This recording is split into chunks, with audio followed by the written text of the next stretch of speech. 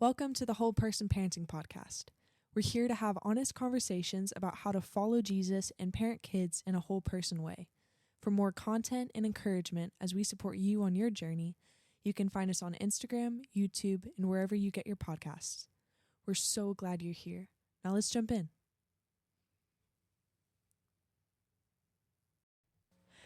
Hey everyone, welcome back to the Whole Person Parenting Podcast. Thank you guys for being here with us today.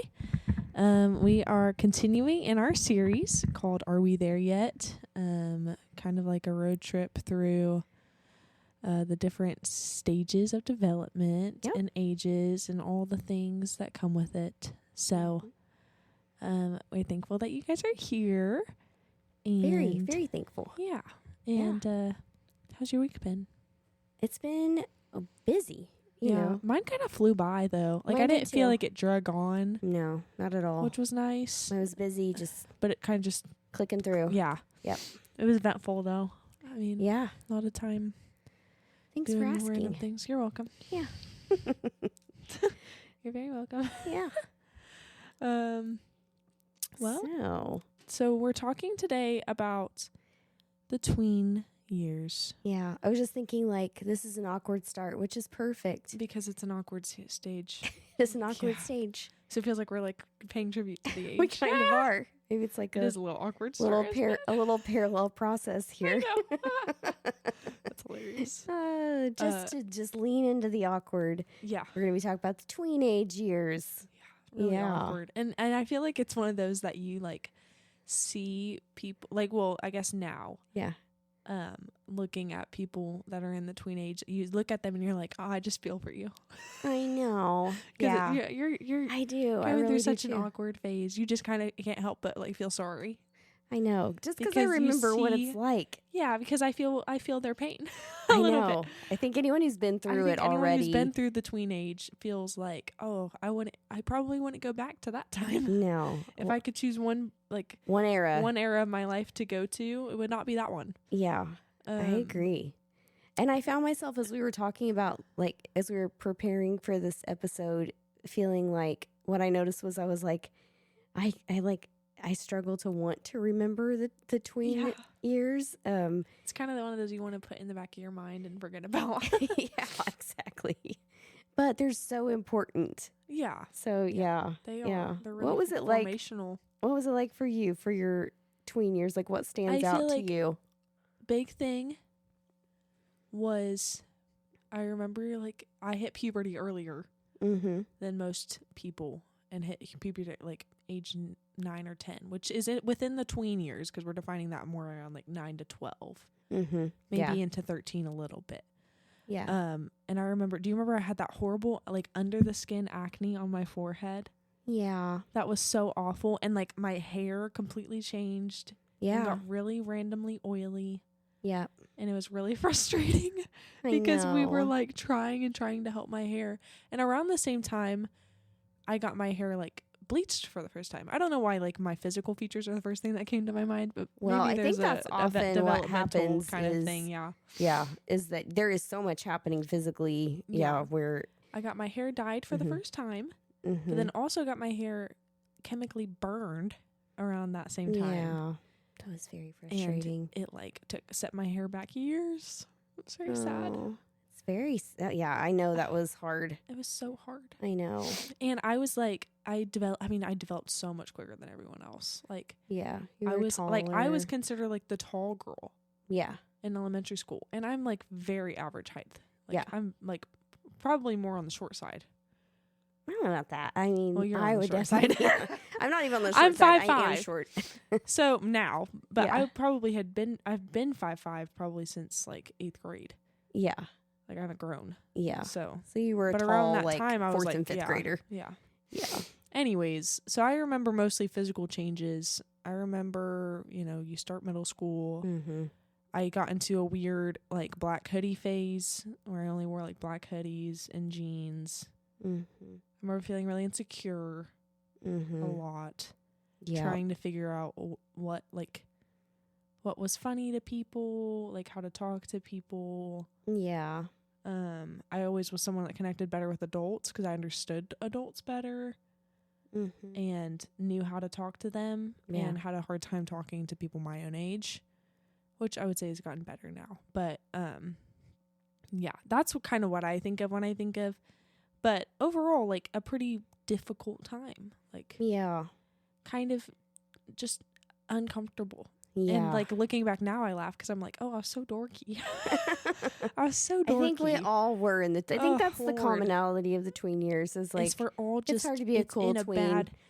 Although they are, but I'm just saying like for them to feel that. I remember, I don't know why this is kind of my mind, but I remember specifically that there was this girl in probably 6th grade, which is tween. That's like 11, 12. Yeah. And she got a perm. Oh, yeah. But she lied every single day and said that she just had braided her hair the night before. Oh, I wonder why. Because why she didn't just say because she got around a that perm. time, that was when all the boys were perming their hair.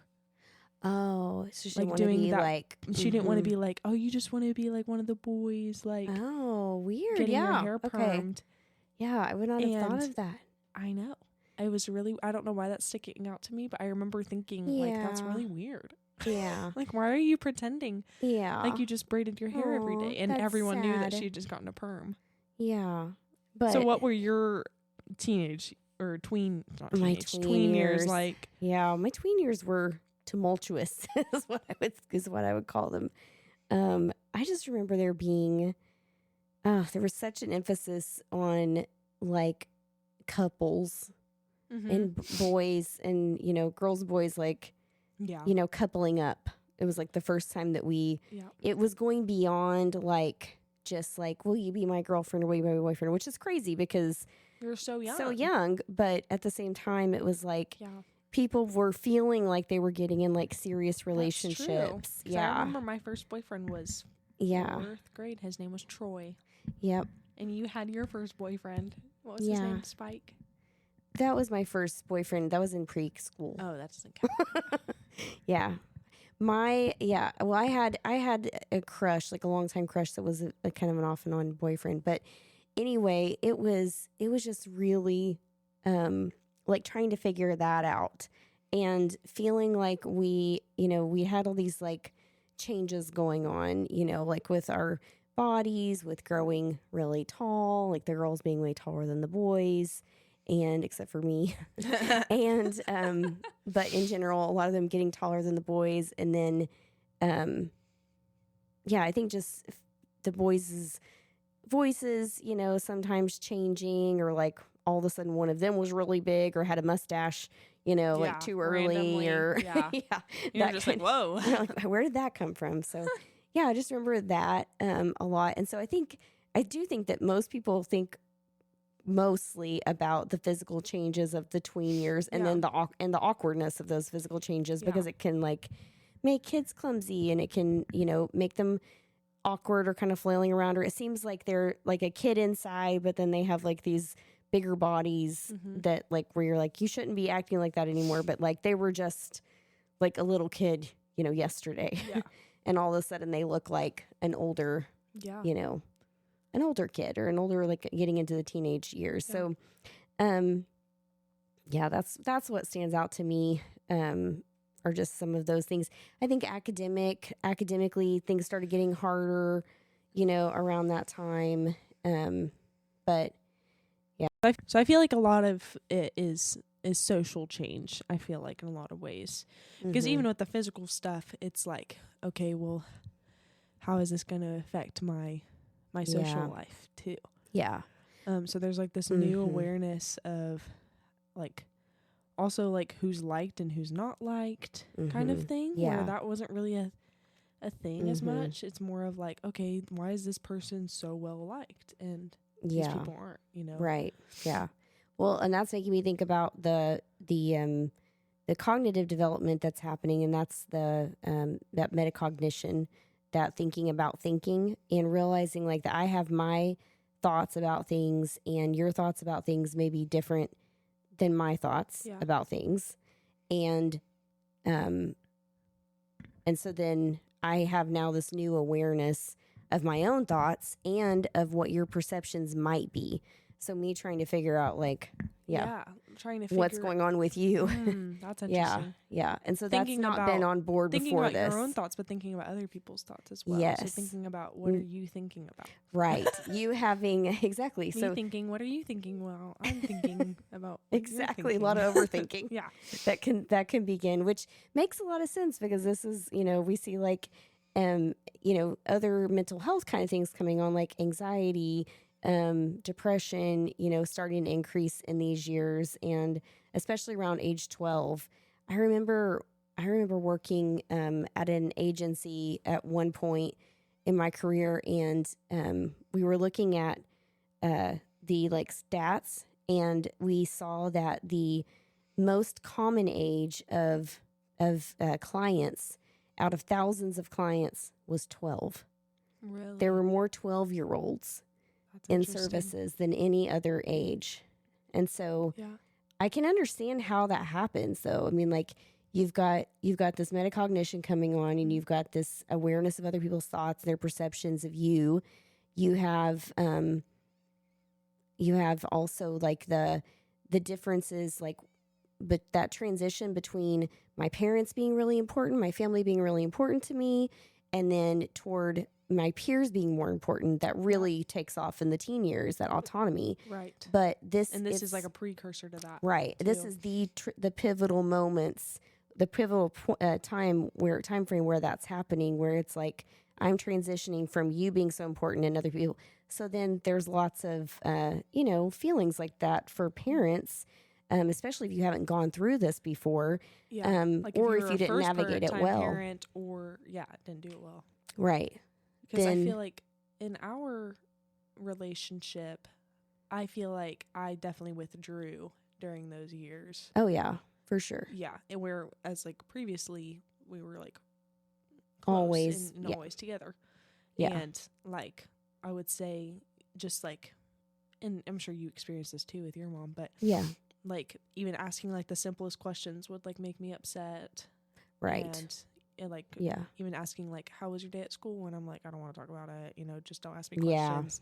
I want to talk to you on my terms, not on your terms. Which is, I mean, now we would realize, oh, that's so selfish. Like you can't just well, you can't, I mean, but developmentally, they don't understand that. Like tweens can't understand that or like realize that it feels intrusive all of a sudden. Yes. Instead of caring. I have feels this intrusive instead of caring. Exactly. Like I have this separate world from you. Yes, that I even now am though aware they of. had that in elementary. Yeah. But it felt, I mean, even if you think about like elementary age, what do they always want to take home to mom? You know, like their arts and crafts, they want to take it home to dad. I'm gonna draw this for my mom. For, or like, everything. and it's almost like you're with them at school. Right. But and at later elementary, 5th grade, 6th grade, that's when it becomes, I have my separate life from you, and I don't want you to control it or control on it. Right. And so it feels like rejection to the parents is the problem. Sometimes, it can. And understandably so. I mean, it's like, if you're not prepared for it, if you're like, man, this is coming out of nowhere. This is why talking about development's important, because all of a sudden this child who's been like really close to me and been open to telling me everything and like including me in their lives, they suddenly don't have the same interest in me me being a part of it. And so then that can feel like, what's happened to my baby? What's happened to my child? They're like a different person. And I remember just as a therapist, I don't see as many in that age range. I kind of see older age or young age at this point. I have a few teenagers, but I heard over and over again, like, it's like they're a different person. Yeah. And that's disturbing. It's worrisome. You're like, oh, I don't want to lose our relationship. Yeah. Yeah. Yeah. And as we were kind of doing some research on this too, we saw that like it's very common in this age to kind of see that like that they're a different person, in that they're trying to figure out who they're going to be and who they are. Yeah. And so they try on these different... Your black hoodie phase. Yeah, exactly. They try on these different personas. Right. And I had my black hoodie phase, and try on these different, okay, what is my style going to be? How is my humor? Like, what am I interested in? Like, what kind of friends am I going to have? Are they going to share similar interests with me? And things like that. What sport do I want to play? What thing do I want to be involved in? You know?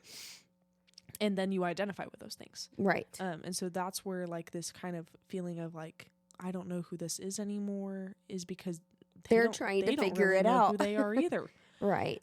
Yeah. And so maybe you can talk about, is the role of the parent in that to be like, let me remind you of who you are, or is it to just let them figure it out and love them through it, or like what does that look like? I mean, I think it's being supportive. I think reminding them from a Christian perspective, reminding them that they are loved by God, that they are created with purpose, that and they that's have their root identity. That they have value, and that they that surrounding themselves with, wise people is wise, but it's really picking your timing, like picking your times. Like you can't saying as soon as they get off the bus being like, are those your good friends? Are those, coming across critical, coming across like too harsh about whatever choices they're making or what they're trying.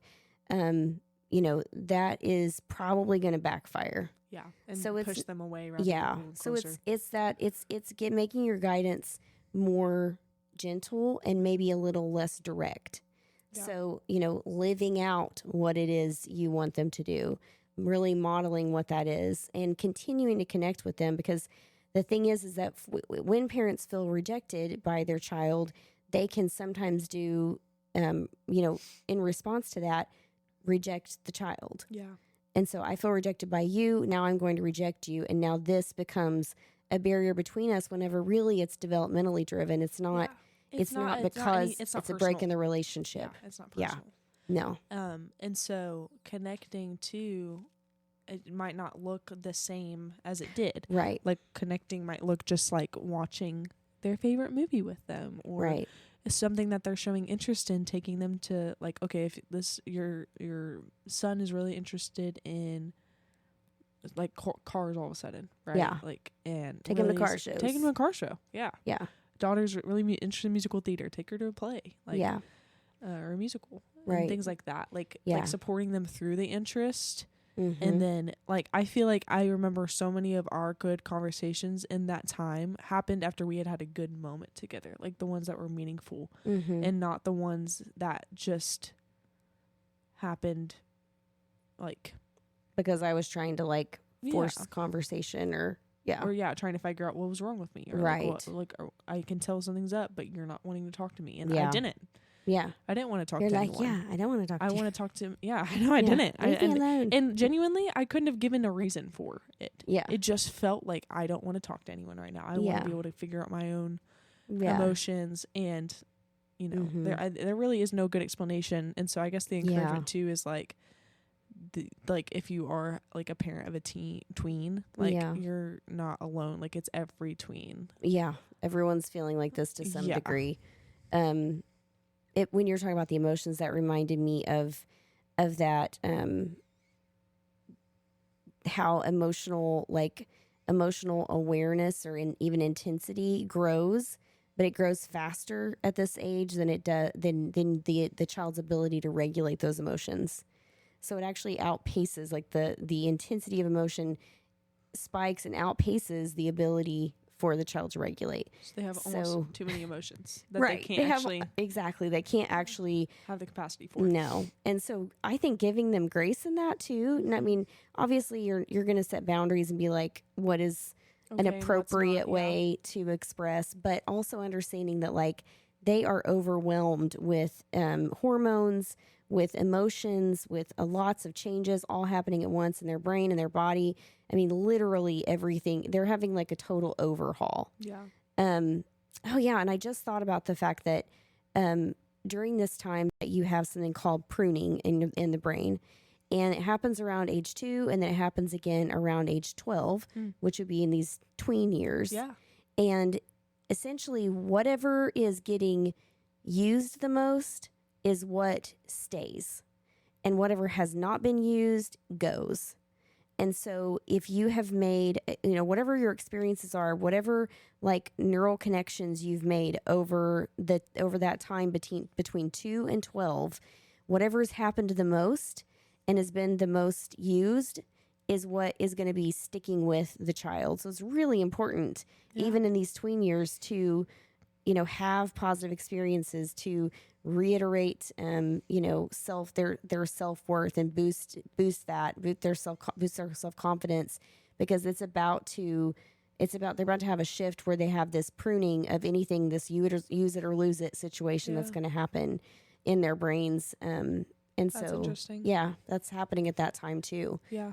I think, I mean, it's just reminding me, even the language of pruning is something that like we use a lot in the Christian world as well. Yeah, so true. And like this idea of like refining that the Lord does, and that he prunes the things that he doesn't want and grows the things that he does in you and that he sees. And so, I mean, John 15, you know, talking about the vine, and it says, abide in me and I in you, as the branch cannot bear much fruit by itself unless it abides in the vine, neither can you unless you abide in me. I am the vine, you are the branches. Whoever abides in me and I in him, he is it that bears much fruit, for apart from me that you can do nothing. If anyone does not abide in me, here's where it's talking about the pruning, he is thrown away like a branch and withers, and the branches are gathered, thrown into a fire and burned. And so it's kind of that same idea, and I feel like it applies too, and like the Lord is like intentionally like designed this development stage to prune. How can parents help cultivate the fruit, right? Because kids don't live on their own. Well, they also live if their in a branches family are getting tossed and thrown away, then there's new ones growing, and is it going to be a growing of bad things, or is it going to be growing so of what the are you things? Right, absolutely. And what we think about, like, what are you putting in the soil of that they're growing from? You know, that's what parents are meant to do. They're supposed to be building a nutrient rich sort of environment for the child, right? And we talk about nutrient rich. I think we've talked about this before, but the way I think about it is, you know, when you have those ingredients of emotional availability, when you have nurturance, which is really supporting the child to like do things that they've not done before, like have new experiences, go for it, try out for the team, you know, talk to the friend that you're interested in becoming friends with, invite them somewhere, you know, take those chances. And they do that with your nurturance and your support to do those things. And then, you know, comfort when they need you. And when they show you need for comfort, you go ahead and comfort them. And whenever you sense that they need comfort, because in this age, they may be showing you like, I don't want you near me, but they still need you. And so like going to them is being like, hey, I think, you know, it looks like you just need some time. Like, I'm just going to hang out with you. Can we just hang out? You know, let's do something you want to do. And then lastly, protection, boundaries. Like there is never, we've talked about this before, but never in history has there been so many things like at your child's disposal. Sorry, somebody's calling me. Never has there been so many things at your child's disposal. And this is also the time whenever parents end up getting, you know, phones for their kids. We've talked about this in other episodes, but this is a time where you may think, okay, they're not going to be looking at things, but really like the statistics say that kids are starting to experiment with, sexual identity and sexual behavior and drugs and alcohol between age 9 and 10. Like that is actually very common. And so when we're thinking about even protection being one of those nutrients, that is including setting boundaries for the child, making sure they're safe, making sure that, you know, they don't need their phone all the time, even if they have one, that maybe they don't need an internet browser on their phone.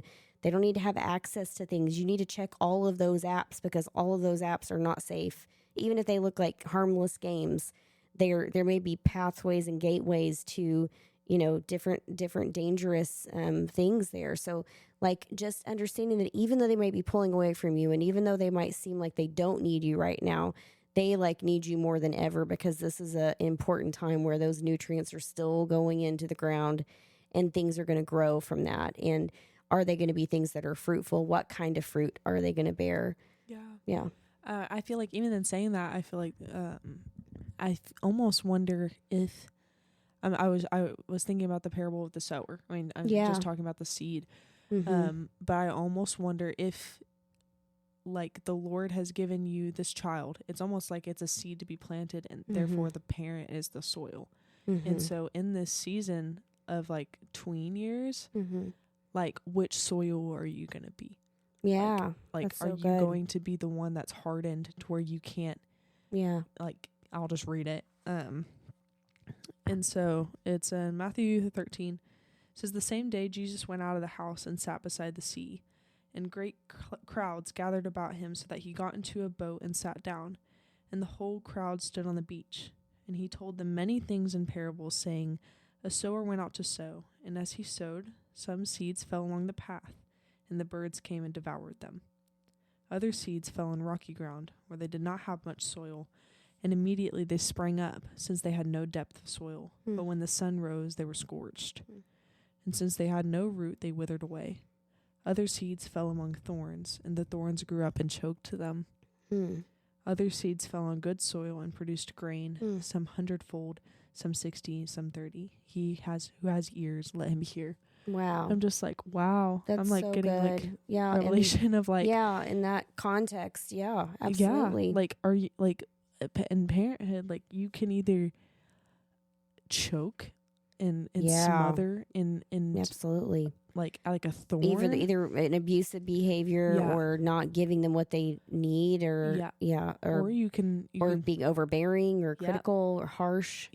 Or there's the rocky soil that gets scorched by the sun. Because not depth of there was no depth of relationship, and there was also no awareness of the heat, almost. Maybe awareness of the of what's coming down on what's them. coming down on them. And maybe even not grounded in being rooted in what really they need to be rooted in. A faith in Christ, a faith in God that is really the one who sustains us, and putting our faith in things that don't actually give life and don't actually sustain. And then there's the one on the path who just kind of, I would even say, like, that's like the one that just drifts away, and then the parents do nothing about it. Like, they don't chase after them.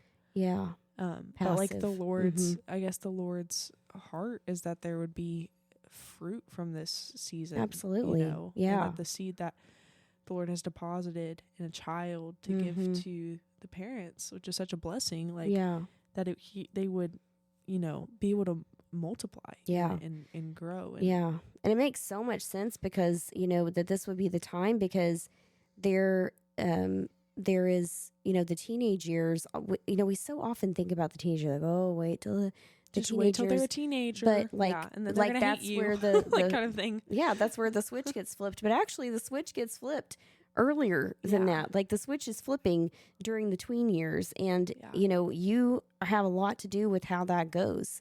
And not to say that kids don't have their own, ability to make their own decisions, but when you're if you take this time as, like, if they pull away from you, then it's rejecting you. Or if you just passively allow this time to go, then what opportunity are you missing out on? Because they're about to go into a season of, like, straight up autonomy. I want to be my own person. I'm pulling away from you. I am preparing to leave the nest. I am preparing to go out on my own. And so by the time they get to those teen years where their drive for autonomy is really strong, then, what are they taking with them? What fruit? Or will they bear? So that's really good, Press. Yeah. Thanks. I just thought of it. I mean, the Lord gave it to me. So thank you, Jesus. Thank you, Lord. But I think it's a really weird time. But it can be a very special time if you let it be. Absolutely. Instead of something that you dread. Like, and just, like, switching that perspective in your brain, being like, look at what I get to look how I get to steward my little seed. In this. Yes. Like, and it's so much less about the seed. I know. And it's so much more about the soil. It is. Because, like we said earlier, like, this seed, like, every kid it grows goes in a context. context. Of whatever soil it's in. Yeah. And so, yes, it's not even the seed itself. Because every kid goes through this, right? And so they're no different. No. This is like it's just a normal seed. Yeah. But the soil is what affects it. Yeah. Yeah. Because we're all created in God's image, and exactly. so we all, it's how's it being nurtured, how's it being developed, and what's it developing in. And I was thinking about the just like the contrast of like how awkward this phase can be, like what we started talking about in the beginning, and like how awkward it can look, and how parents could just be like, oh, I can't wait till they're out of this really awkward stage. This is really bad. Because this oh is my gosh, hard. We didn't even talk about MSW. Oh yeah, we did not.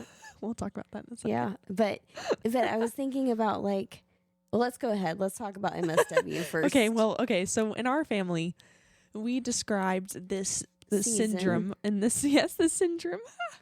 No, this season. It had a little diagnosis. As a diagnosis of what we called MSW, which stands for middle school weirdness. Yeah.